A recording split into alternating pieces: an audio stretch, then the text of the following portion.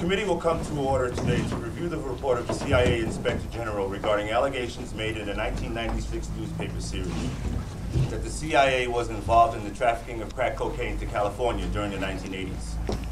Before we begin, I would like to advise members and the public of how we intend to proceed. The House National Select Committee has graciously allowed us the use of this room, and we appreciate it. We have been advised, however, that our lease on this space does expire at approximately 5 o'clock, and we intend on ending our proceedings accordingly.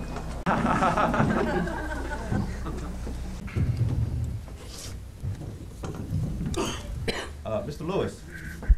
Mr. Hitch, I too appreciate your making the effort to come be with us here today. And I would like to express my appreciation for your long service to the country. Mr. Hitch, what were the CIA's, pardon me one moment, Mr. Hitch.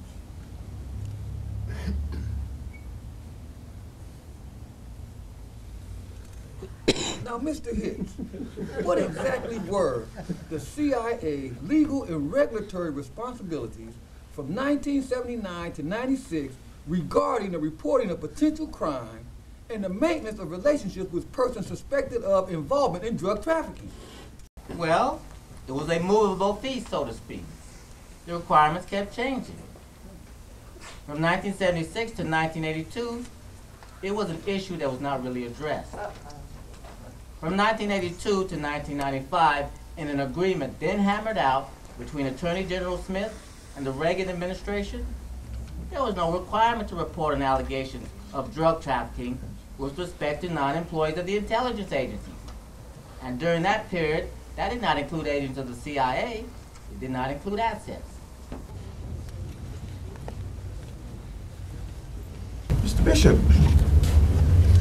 Good afternoon, and thank you very much, Mr. Chairman.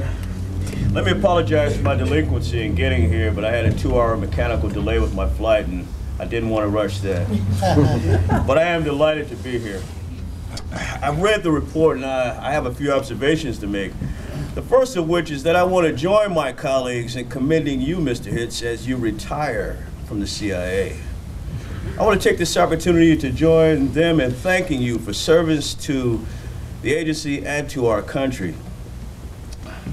I would also like to make the observation that allegations of CIA involvement in the introduction and distribution of crack cocaine is very, very serious. And it really created a firestorm. In minority communities, it immediately generated comparisons to the Tuskegee syphilis study, where African Americans were injected with syphilis germs and were left untreated for the purpose of the study.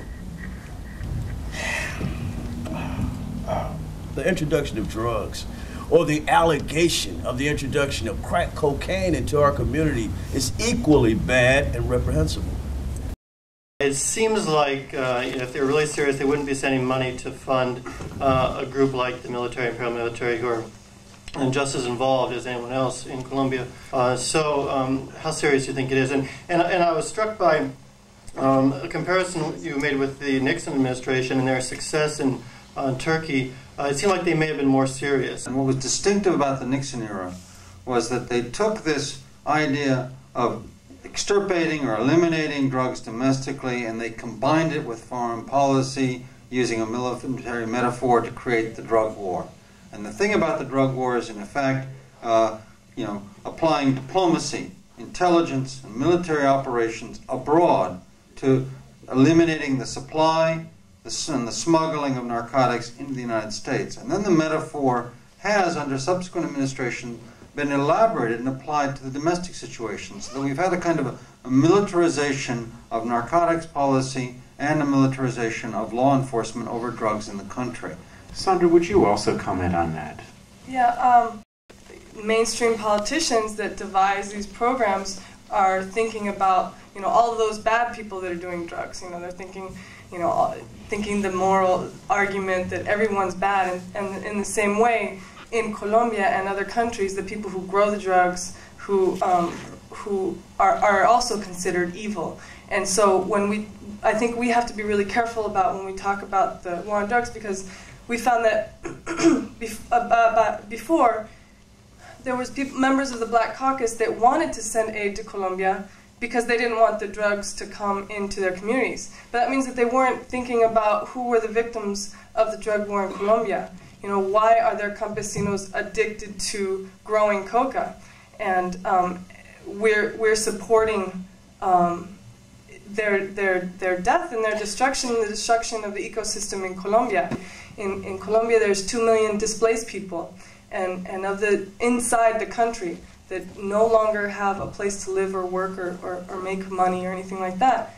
And of those displaced people, about 70% are Afro-Colombian. People don't even realize that from a quarter to a third of the population in Colombia are of African ancestry.